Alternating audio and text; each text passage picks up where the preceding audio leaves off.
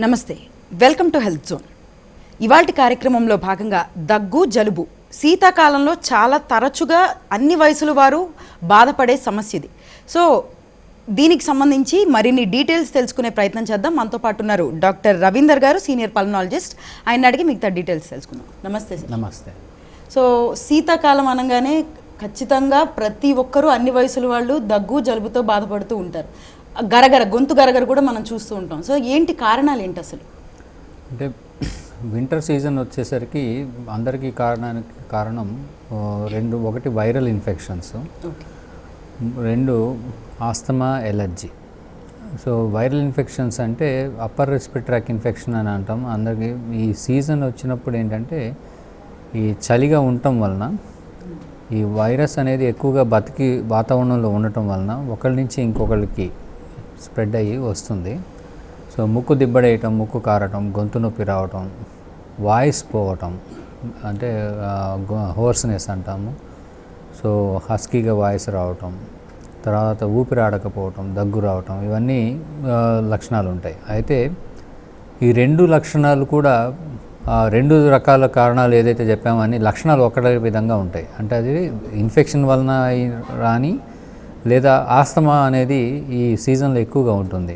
Asthma ఎక్కువగా ఉండడానికి కారణం ఏంటంటే ఈ చలిగాలి పడకపోవటం, ఈ చలిలో ఈ కొంతమందికి మంచు పట్టుకు దుమ్ము పడకపోవటం, తర్వాత ఈ చలి ఎక్కువగా ఉండటం వలన మాయిశ్చర్ ఎక్కువగా వాతావరణంలో ఉండి ఈ తేమ వలన ఫంగస్ ఎక్కువగా పెరుగుతుంది. ఈ ఫంగస్ అనేది స్పోర్స్ ఎక్కువ ఉండి ఈ వాతావరణంలో మనకి అది పీల్చడం వలన ఎక్కువగా అలర్జీస్ రావటం, సో ఎక్కువ పోతుంది. కాబట్టి ఈ చలి పడకపోవడం అనేది మేజర్ కారణం. సో ఈ సీజన్లో ఏ ఏజ్ ఉన్న వాళ్ళకు కూడా ఈ రెండు కారణాల వలన ఈ ఎక్కువగా ఫ్రీక్వెంట్గా తరచుగా ఈ లక్షణాలు వస్తూ ఉంటాయి. అయితే ఇందులో డిఫరెన్స్ ఎట్లా చేయాలి మనం? అంటే ఈ వైరస్ వలన వచ్చిందా లేకపోతే ఈ ఎలర్జీ వలన వచ్చిందా?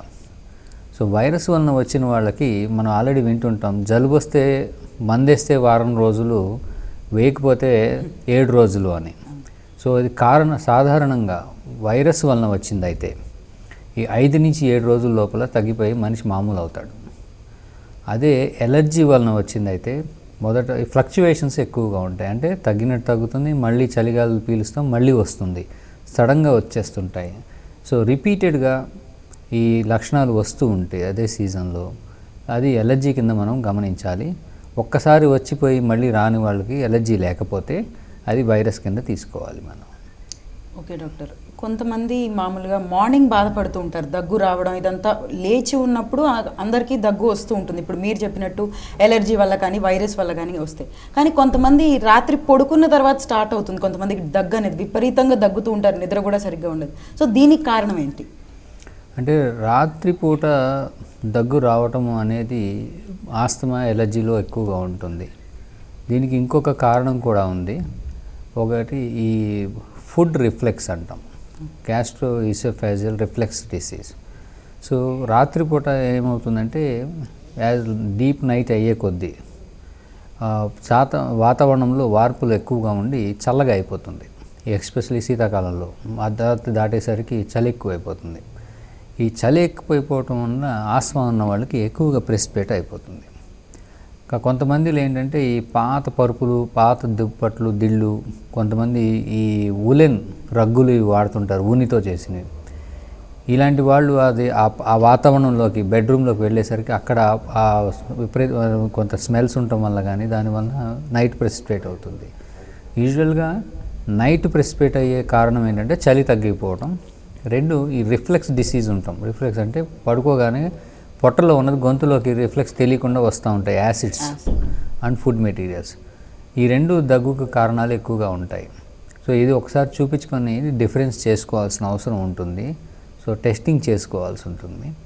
సో ఈ చలిగా ఉండకుండా రూమ్ కనుక వెచ్చగా ఉన్న, రూమ్లో హీటర్ పెట్టుకున్న, ఈ పొల్యూటెంట్స్ లైక్ ఈ స్పోర్స్ కానీ స్మెల్స్ కానీ, ఈ పాత వాసన నుంచి వచ్చే వాసనలు కానీ, చలి మంచు అనేది కిటికీ సందుల్లోంచి, వెంటిలేటర్స్లోంచి ఏదైనా ఓపెన్ ఉంటే సన్నగా ఈ లీక్ అయ్యి ఆ రూమ్లో టెంపరేచర్ పడిపోకుండా ఉంటే ఈ లక్షణాలు రాకుండా కూడా ఉంటాయి. సో ఈ చలి అనేది ఈ ఆస్తమా ఉన్న వాళ్ళకి కొంచెం కష్టమైన కాలం. ఈ టైంలోనే వాళ్ళకి కంటిన్యూస్గా ఈ సిమ్టమ్స్ కూడా ఉంటాయి. సో ఆ టైంలో ఏంటంటే మందులు కంటిన్యూస్గా వాడాల్సిన అవసరం వీళ్ళకి అందరికీ ఉంటుంది.